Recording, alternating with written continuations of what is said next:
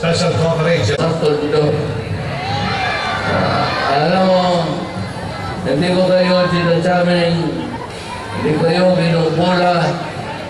Ako, isang anak lang rin ng migrante ng Mindanao. And I am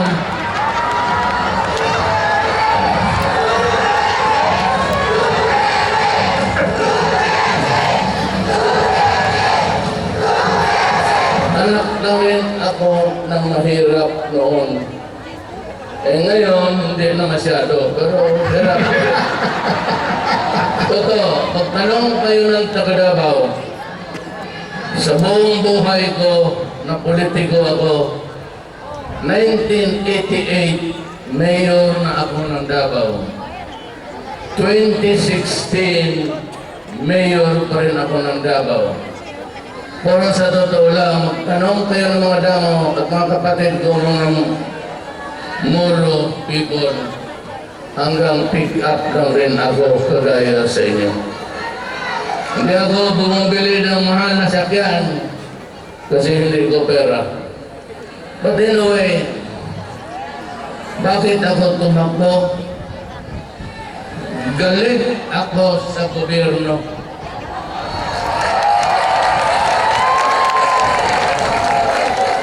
Gusto kong mag-NPA na lang tayo para palitan na natin itong putang ng buhay nito.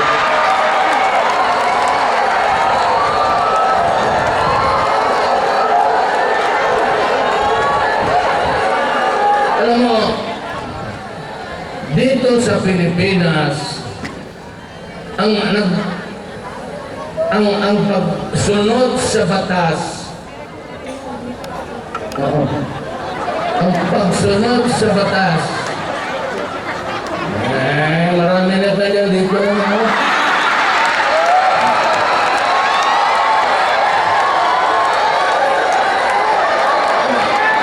Dito lang ako sumusunod ng mas mabuti walang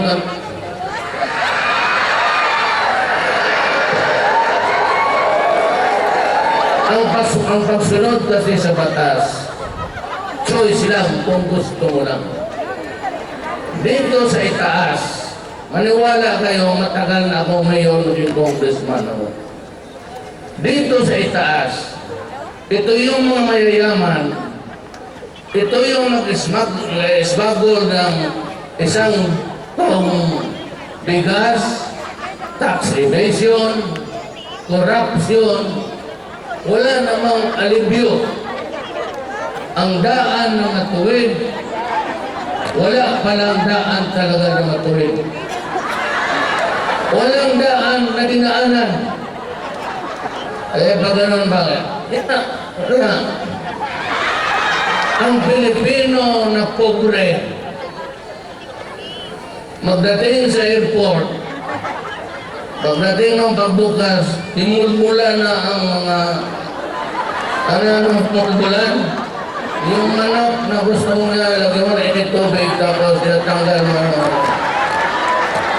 Pagdating sa custom, paglabas, may mga airport police tinitignan. Pagdating sa labas, nandoon yung mga putang inang mga kung anong pinagagawa nila sa kapwa nila tao. At maraming biyahera galing Pampanga, Bulacan. Pagdating sa airport, ma-checkpoint dyan sa ibang lugar at wala na. Hindi mo na makita ang biyahera, pati yung nilang kapabili mo, wala na. Tataniman ng bala. Akalain mo, kung yung bala nakailigtaan at lumusot yun sa Singapore.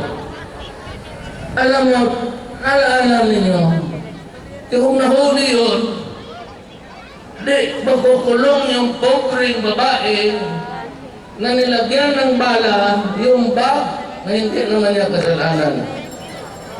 Eh kung patayin ng Singaporean, Magsusunog na naman ako ng plug nito. Diba, therefore, contemplasyon, hindi ko naman kano-ano, hindi ko pinsan, pero galit ako sa nangyari. Kaya sinunog ko yung plug. Ngayon, kung mangyari yan sa Pilipino, magsusunog ako ng plug ulit. Masakit eh. Hindi ko naman pinsan yun, pero as a Filipino, nasasaktan ako. Pilipino ako. Ito lang ang bayan ko. Wala akong mga kapatid na Pilipino, kundi kayo. Yung talagang pinakamalapit na pinsan ko, siyempre yung maganda dito.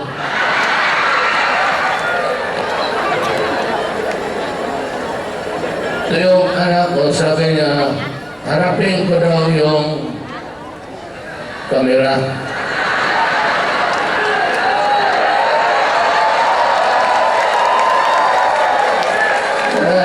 Kasi ako yung aparato.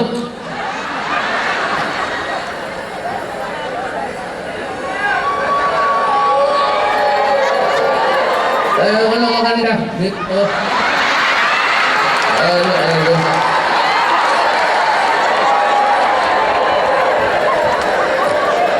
Ang droga, it's flooding the country.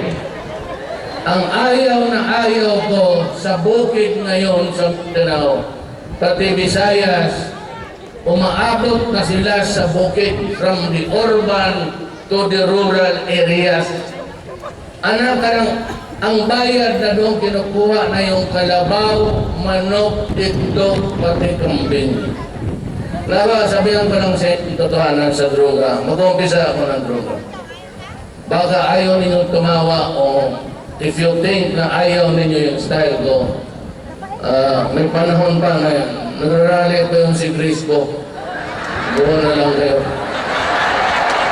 Doon na lang kayo kay Binay. Alam mo bakit?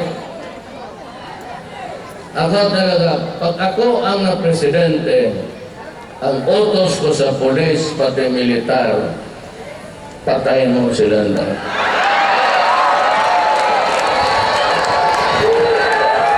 Wala nang istorya.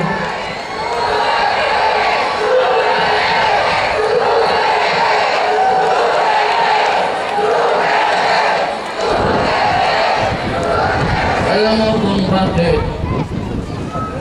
Talikuran muna ko kayo, ha? Pero kayo ang paborito ko. Wala ko man sinasabing pangit sila lahat.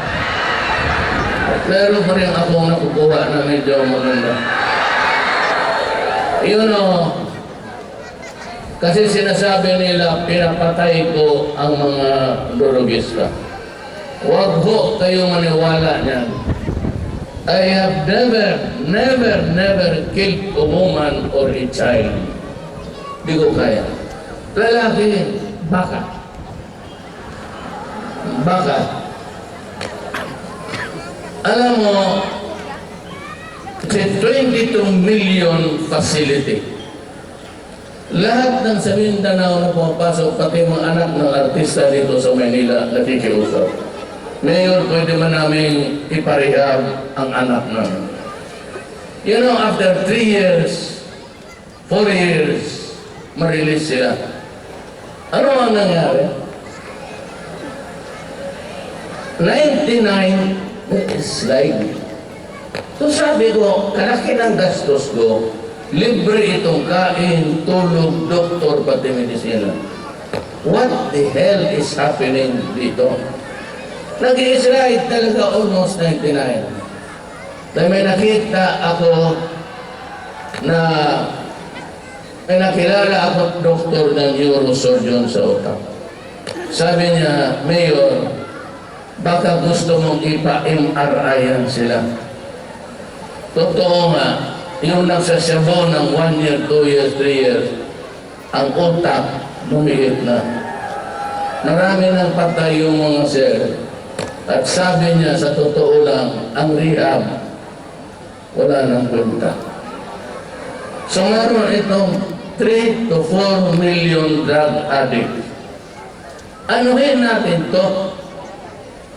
What will we do with them? Anak natin ito, katok na.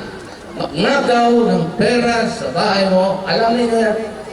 Tapos sa kapitbahay, tapos mag-rape, mag-tie kasi ang pera. Pati yung bata. Noon sa aming panahon, mga na-rape victims, pero mga artista, napakaganda talaga. At hindi ko sila masisi kung bakit sila nabuhang sa ganda. Eh, talagang maganda eh. Ngayon, paano kayo?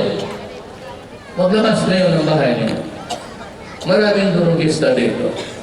Pag alis mong akyatin yung bahay mo, rapin yung asawa mo, yung yaya, pati bata. Pati dito, 11 months, 18 months. Sa Davao, nangyari yan. Tapos sabihin ko siya, bakit galit talaga ako? May kaibigan ako tumawag alas 3 ng madaling araw. Sabi niya, Mayor, kung pwede sanang magpunta ka dito. Nalaman ko na sa boses na parang choking umiiyak. Sabi ko, pare, pwede ba ito bukas? Sabi niya, Mayor, maawa ka. So nung dumating ako sa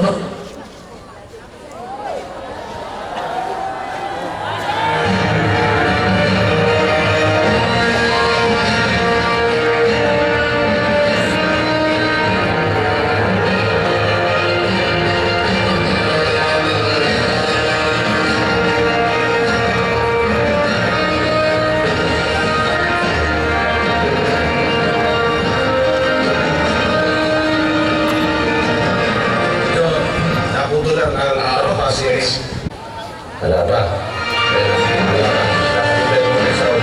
Sayang, no? Yung mga sinasabi niya, kahit sa galit dahil bata, 11 months, 18 months, pag yan, lalaki, baka, sabi niya, babae, bata, hindi niya gagawin yan. Baka lang sa mga lalaki pag-ibig. Ang gusto kong marinig kay Mayo, kung ano naman ang tugon niya talaga sa mga drug lord. Kasi mga drug lord, hindi gumagamit ng drug siya, partner. hindi yung mabiktima. Yung mga naging biktima, yung mga drug addict. So anong tugon niya doon sa drug lord at Ayun talaga, may kasalanan partner, di ba? napapansin nila sa mga balita ngayon, hindi na mga Pilipino ang involved dyan sa drugs.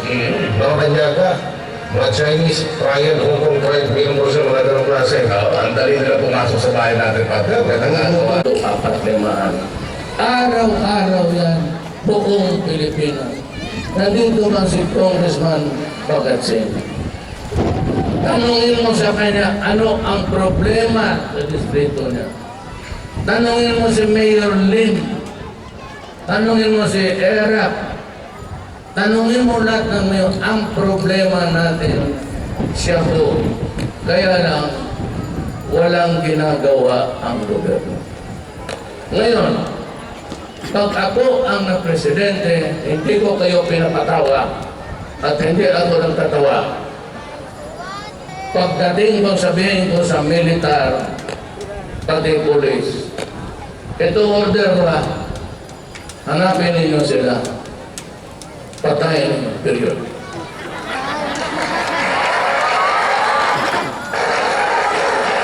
Tapos sabihin ko, pag makakaso-kaso kayo, ituro ninyo, utos ni Mayor Duterte.